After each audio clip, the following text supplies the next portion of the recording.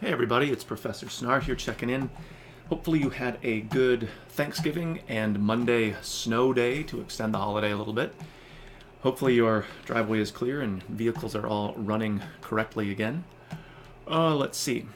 Just a couple more units for us to take care of our course here, looking at our due dates. So just kind of wrapping up the first part of Unit 11, building quizzes based on the Poems and Poets projects that we worked on previously. Then there's obviously our reply, secondary due date here, and then we have our final unit kind of reflecting on all of the work that we've done throughout the course up to this point. So we can take another quick look into Unit 11. Again, just sort of a creative, interesting way of getting us back into the Poets and Poems projects. Again, linked here just for ease of access.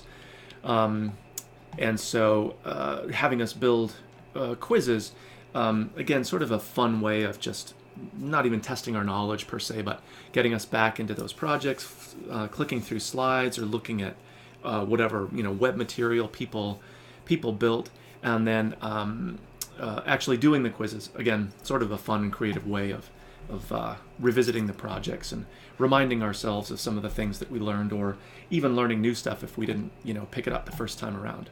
And then what I'm really looking for is obviously some attention to detail in terms of developing the questions within your own quiz, but fundamentally providing really good feedback whether someone got an answer correct or incorrect, but that almost is like a little, I don't want to call it an essay by any means, but like a little mini sort of essay-like paragraph where in the feedback you're providing not just a correct answer or validation that someone got an answer correct, but kind of like explaining, contextually, like how this piece of information fits in, or why it matters, or what the larger picture is, or whatever, to sort of flesh out the entire thing. So not just making sure that people have the trivia right, but like why that piece of information matters. So really what I'm looking for in the quiz is partly the questions that you formulate, but really like what feedback are you providing to me or to anybody else who actually does your quiz. And so you then are tasked to take a couple of the quizzes. They probably won't take that long, but again, you might be coordinating, kind of jumping into the quiz, but also opening up a project here to flip through slides or whatever, and then doing your best on it, obviously, and then that's where you would see some of that feedback as well. So you're going to take the quiz, but then reply to that post using the discussion board here. Again, sort of noting things like interesting questions that were asked, or details, information that you had forgotten about or didn't learn, or learned in getting that feedback, sort of your experience taking the quiz. So a total of 3 posts in all. Your quiz post, and then 2 other replies based on your having taken quizzes that other people have posted, and some Google Form stuff that you may have looked at in terms of building your quiz. So that takes us then to the very last unit in our course, keeping in mind that I'm recording this on Wednesday, November 28th. So next week is the last week of classes, and then the week after that is finals week. So we don't, as an online course, go into the finals week. So our course sort of wraps up with this final unit, which is going to be next week, December, what are the dates? Is that 3rd and 5th? Or wait a second, let me get those right for our due dates. 5th and 8th, so the Wednesday, Friday sort of separation out. Okay, so I've talked about the final assignment a couple times in previous videos. Pretty straightforward. There's a really quick, anonymous, ungraded little survey, just getting your experience in 1152, our poetry class here. Really helpful for me to just get a sense of what it was like for people doing the class. But our final assignment here is the reflection. So again, returning to our portfolios to build them out one last time. You'll be submitting that URL to the discussion board here by that first due date. And just sort of going back through all of our course objectives, where you get the opportunity to talk about specific work that you've done for the class, where you show that you've sort of done the objectives.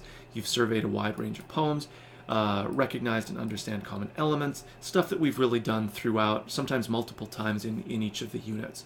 So you want to find multiple examples, at least 2 examples of specific work that you've done covering, each of the objectives. We've done this once already back in an earlier unit, so you've already kind of covered 3 of these objectives. I'd still like you to sort of build those out again, maybe adding new examples or revising or refining the examples that you provided earlier. So almost kind of redoing all of them rather than just settling on the whatever you produced for midterm and just adding a couple of the 2 new ones here. The biggest thing, though, is to make sure that the examples that you provide are really specific to your work in the course, not just that, in a unit we as a class were assigned to read some poems or whatever. Like, which were the ones specifically that you read? How is that evidence? Like, be really explicit about how is that evidence of surveying a wide range of poems. So again, talk about if you read multiple poems, did you read ones that were really different in form, in content, in style, in the times that they were written? Like, really attend to the specific language of each objective. So did we survey? Did we study? Were they a wide range of poems? So really kind of elaborate on that so that the examples that you provide of your work in the course really cover in detail the language from the objective. Again, keeping it concrete, keeping it detailed, almost like you're quoting yourself throughout to cover each of the objectives here. Again, you can build this out directly in your portfolio. You could do a slide deck, which kind of makes sense to break it out like bullet point by bullet point, and then embed that. So in your portfolio. So as long as I can get to it through your portfolio, the URL posted here. And then I do think it's really useful to have examples, or to see examples of what other folks, the examples of their work that they've attached to each of the objectives. So we do have a reply component here. Again, just using the discussion board, and in many cases it might be like, oh, that is a good example of that objective, or I used a very similar example, or an example from a similar or the same unit maybe, or from the same project, or whatever the case might be. So again, really invest some time in reading what people have had to say here, visiting their portfolio, and then providing a kind of reply in the discussion board. You might even comment not just on the content, but on other things like effective organization or really good screenshots or whatever the case might be.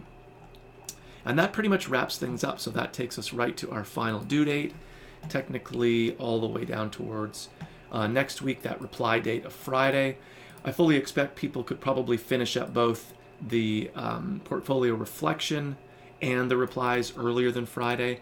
And as things begin to come in, finalized, with the replies in place and everything, in Blackboard, I'll grade and then make sure I'm, providing final grades, potentially even earlier than this if you've got everything wrapped up.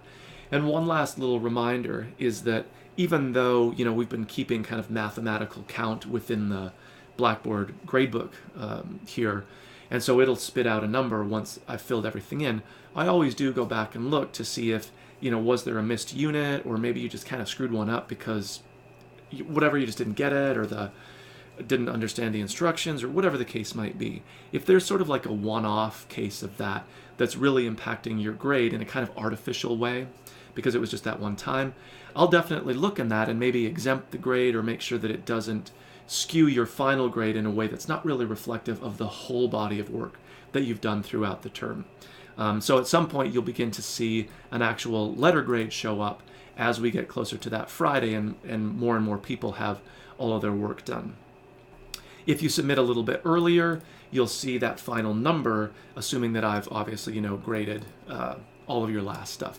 And you can kind of figure out what letter grade that would equate to. And again, that'll sort of wrap things up for our class. I feel like it goes pretty quickly, even though we've had a whole 12-week term that we've been doing this stuff. And if you start to look over the things that we've done, really looking back from our first introductions and then all of the stuff that we've done throughout here, which you can do, or will do as part of your final portfolio reflection, we really have covered quite a bit of ground and done some pretty interesting and creative things, whether it's, going to and reporting on a poetry event, doing a collaborative project here, building quizzes for each other to take, doing a video essay. Actually, kind of a lot of stuff. You should be proud of it. Okay, so I will leave you to it. I'll check in certainly before the term is done. If you have any questions, concerns, be in touch with me, but just about a week and a half to go for us.